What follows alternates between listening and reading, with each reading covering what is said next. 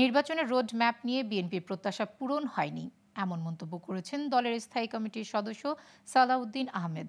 সকালে রাজধানীতে এক স্বাস্থ্য সেবা কর্মসূচিতে তিনি এ মন্তব্য করেন। এদিকে ভিন্ন কর্মসূচিতে বিএনপির সিনিয়র যুগ্ম মহাসচিব রুহুল কবির রিজভী অভিযোগ করেন, বাংলাদেশের ওপর আধিপত্য বিস্তার করতে না পারায় গাত্রদাহ হচ্ছে ভারতের। বিস্তারিত আওলাদ বাবলুর প্রতিবেদনে। বুধবার রাজধানীর শান্তিনগর এলাকায় কর্ণফুলী গার্ডেন সিটির সামনে ভারতীয় পণ্য বর্জনের দাবিতে আয়োজিত অনুষ্ঠানে প্রধান অতিথি হিসেবে যোগ দেন রুহুল কবির রিজভী। ভারতের প্রধানমন্ত্রী নরেন্দ্র মোদী বাংলাদেশের মুক্তিযুদ্ধকে অবজ্ঞা করছে অভিযোগ করে তিনি বলেন, কূটনৈতিক শিষ্টাচার লঙ্ঘন করে বাংলাদেশের বিরুদ্ধে বিষোদ্গার করছে ভারত। কারণ হাসিনার পতনে এখন এদেশের উপর আধিপত্য বিস্তার করতে পারছে না তারা। প্রতিদিন তারা বাংলাদেশের বিরুদ্ধে বিষোদ্গার করছেন। আমরা ভারতের বিরুদ্ধে বিষোদ্গার করতে চাই না। বাংলাদেশে একটি পরিবর্তন হয়েছে। এই পরিবর্তন 16-17 বছরের নিরন্তর সংগ্রামের মধ্য দিয়ে। এই আন্দোলনের নেতৃত্ব দিয়েছিলেন বেগম খালেদা জিয়া।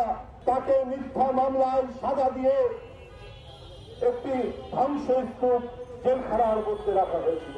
এদিকে জিয়াউর রহমান ফাউন্ডেশনের স্বাস্থ্যসেবা কর্মসূচি উপলক্ষে মহাখালী করাইল বস্তি এলাকায় আনসার ক্যাম্পের পাশের ময়দানে এক সভায় প্রধান অতিথি ছিলেন সালাউদ্দিন আহমেদ। মার্চের 2 তারিখের মধ্যে এটা সম্পূর্ণ হবে এবং সেটা ফাইনাল লিস্ট প্রকাশ দেওয়া হবে। নির্বাচনের জন্য 4 থেকে 6 মাসের বেশি সময় লাগার কথা নয় দাবি করে সালাউদ্দিন আহমেদ বলেন, এ সরকারের প্রধান ও প্রথম কাজ কিছু সংস্কার করে সুষ্ঠু নির্বাচনের ব্যবস্থা করা। তার পর্যবেক্ষণ, সেক্ষেত্রে উল্লেখিত সময়ই যথেষ্ট।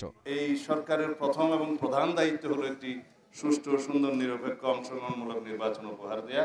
সেই লক্ষ্যে কিছু প্রয়োজনীয় সংস্কার, আইনি সংস্কার, কিছু প্রাতিষ্ঠানিক সংস্কার এবং কিছু মাঠের সংস্কার প্রয়োজন আছে। সেগুলোর জন্য যে সময়টা প্রয়োজন সেটা আমরা বিশ্লেষণ করে দেখেছি যে কোনোভাবেই 4 থেকে 6 মাসের বেশি লাগার কথা নয়। গণতান্ত্রিক যাত্রাপথে যেন কোনো কৌশল প্রয়োগ না করা হয়, প্রধান উপদেষ্টার কাছে সেই আহ্বানও জানান বিএনপির নেতা। গণতান্ত্রিক যাত্রাপথে যাতে আমরা কোনো রকমের কৌশল প্রয়োগ না করি। আওলাদ বাবলু, গ্লোবাল টেলিভিশন, ঢাকা।